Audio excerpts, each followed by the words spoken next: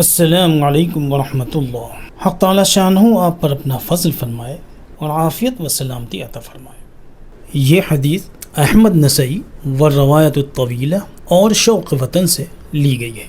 حضرت ابو ہریرہ رضی اللہ عنہ سے روایت ہے کہ جناب نبی کریم صلی اللہ علیہ وسلم نے فرمایا، جس کا مفہوم ہے کہ جب کوئی مومن انتقال کر جاتا ہے اور فرشتے اس کی روح لے کر برزخ میں پہنچتے ہیں، جہاں پہلے سے دوسرے مومنین کی روحیں جمع رہتی ہیں، تو وہ لوگ اس نئے آنے والے کو دیکھ کر اس طرح خوش ہوتے ہیں جیسے تم دنیا میں اپنے کسی غائب کے مل جانے پر بھی نہیں ہوتے۔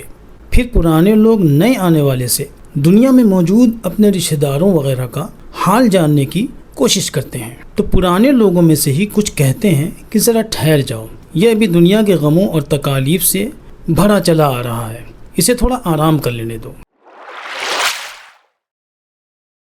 پھر کچھ دیر بعد نیا آنے والا پرانے وفات پا چکے لوگوں کو دنیا میں ان کے عزیزوں کے حالات بتاتا ہے۔ اگر دنیا والوں کے اعمال اچھے ہوتے ہیں تو یہ نیک روحیں خوش ہوتی ہیں اور اللہ تعالیٰ سے کہتی ہیں کہ یہ آپ کا فضل ہے جو یہ لوگ اچھے کام کر رہے ہیں، آپ ان پر اپنا فضل پورا فرما دیجیے گا۔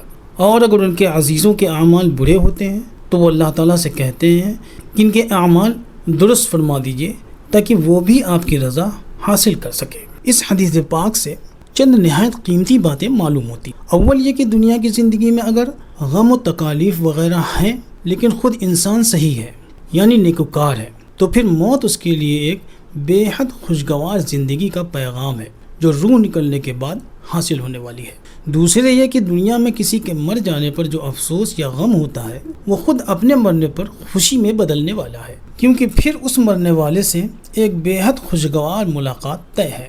یہ بات اگر ہر مسلمان ذہن میں رکھے تو اپنے کسی عزیز کی موت پر وہ صدمہ نہیں ہوگا جو ہوتا ہے۔ تیسرا یہ کہ ایک دوسری حدیث میں موجود ہے جس کا مفہوم یہ ہے کہ موت مومن کے لیے تحفہ ہے، کیونکہ بغیر مرے نہ وہ جنت میں جا سکتا ہے اور نہ ہی اللہ تعالیٰ سے مل سکتا ہے، بلکہ جناب نبی کریم صلی اللہ علیہ وسلم سے ملاقات بھی اسی موت کے ذریعے ہوگی۔